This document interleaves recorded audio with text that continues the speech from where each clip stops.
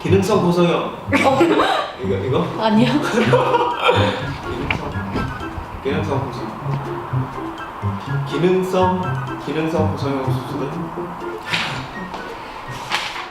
안녕하세요. 내 인생의 마지막 고수술 엠플러스 윤현철 원장입니다. 첫 번째 영상인 만큼 제가 유튜브를 하게 된 계기에 대해 간략하게 말씀드릴게요. 사실 상담을 하다 보면 정말 많은 분들이 온라인상에 떠도는 잘못된 코성형 정보와 상식을 갖고 계시더라고요. 이를 바로잡았으면 하는 생각을 정말 오래전부터 해왔는데요. 아무래도 유튜브가 여러분들에게 좀 더 쉽게 다가갈 수 있을 것 같아서 준비하게 됐습니다. 오늘부터 잘못된 코성형 수술에 대한 지식을 바로잡고 코 수술에 관해 궁금해하시는 점들을 하나하나 해결해 드리도록 하겠습니다. 그럼 바로 본론으로 들어갈게요. 오늘은 엠플러스를 찾아주시는 고객분들께서 가장 많이 문의 주셨던 기능성 코성형 수술에 대해 아주 자세하게 설명드릴게요. 먼저 기능성 코성형은 도대체 어떤 수술이냐? 기능성 코성형 수술은 코 내부의 여러 불편한 증상을 교정해주는 기능성 코수술과 본인의 코 모양에 조금 아쉬운 부분이 있다면 그런 부분까지 살짝 보완해주는 미용적 코성형을 동시에 진행하는 수술입니다. 한마디로 일거양득이 가능한 수술이죠. 기능성 코수술이 필요한 대표적인 질병은 딱 세 가지입니다. 첫째, 비염. 둘째, 비중격 만곡증. 셋째, 비밸브 협착. 우선 비염부터 알아볼게요.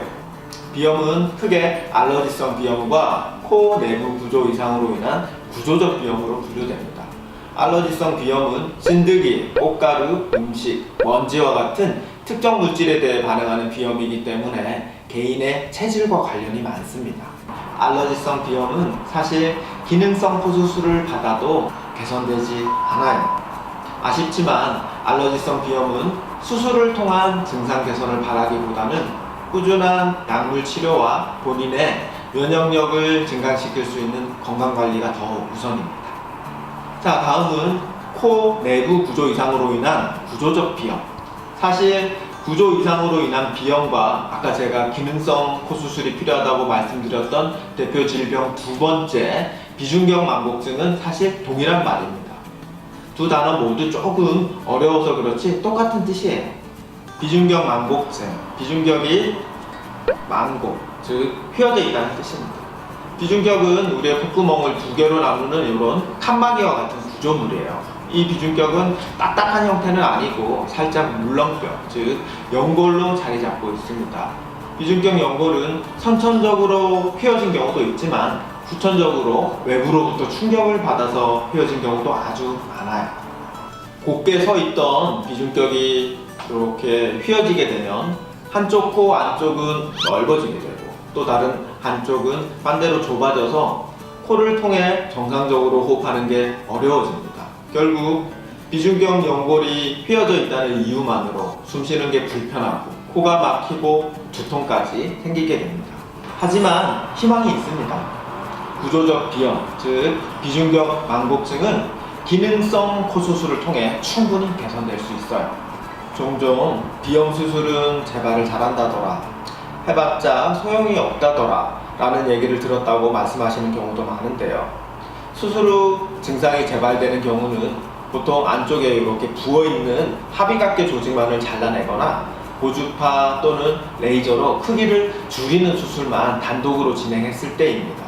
휘어진 비중격을 제대로 똑바로 잘 펴주는 비중격 교정술까지 진행했을 경우에는 비염이 거의 재발하지 않습니다. 걱정 마세요. 만약 내가 구조적 비염에 해당되는지 잘 모르겠다면 간단하게 가까운 이비인후과에 내원하셔서 CT를 찍어보세요. CT를 보면 내 비중격이 휘어져 있는지 아닌지 바로 알 수 있습니다. 그럼 마지막 기능성 코수술이 필요한 대표적 질병 그 세 번째, 비밸브 협착. 비밸브는 비중격과 코의 바깥쪽 벽이 만나는 부분인데요. 코 안쪽으로 공기가 통하는 기목 중에서도 제일 좁아요. 사실 코를 통한 호흡에서 가장 중요한 부분이에요. 비밸브 협착, 즉 비밸브가 평균보다 더욱 좁아져 있는 상태인 거죠. 이 비밸브가 좁아지게 되면 코로 숨쉬는 통로 자체가 좁아지기 때문에 굉장히 답답할 수 있어요.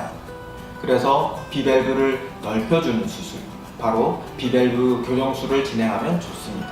만약 예전에 비중격 망곡증 수술을 했음에도 불구하고 코막힘 증상이 지속된다면 비밸브에 문제가 있을 확률이 거의 99%입니다.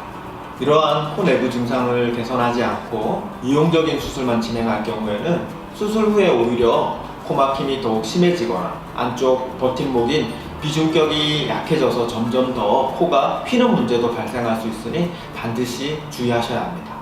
무엇보다 기능성 코 수술을 진행할 때 비중격을 똑바로 세우면서 남는 여분의 연골을 살짝 잘라내는 경우가 많아요. 그리고 이때 잘라낸 여분의 비중격 연골은 사실 미용 코성형에서 코끝을 높여줄 때 사용되는 바로 그 재료입니다. 결국 기능성 코 수술을 할 때 남는 비중격 연골이 나오고 이 비중격 연골을 이용해 살짝 코끝 높이까지 교정할 수 있다면 이거야말로 코 내부의 기능적인 문제를 해결하면서 외부의 미용적인 아름다움까지 더해줄 수 있는 기능성 코성형, 일석이조가 가능한 아주 고마운 수술입니다. 절대 잊지 마세요.